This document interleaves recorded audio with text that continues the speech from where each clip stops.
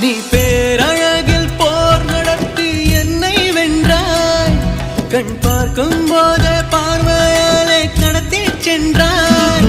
நான் பெண்ணாக பிறந்ததற்கு அர்த்தம் சொன்னாய். முன்னறியாத வெட்கங்கள் நீயே தந்தாய். என் உலகம் தனிமை காடு. நீ வந்தாய் பூக்களோடு.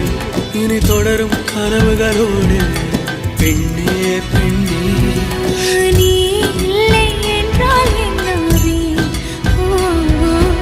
நெருப்போடு வெந்தே மண்ணாவே.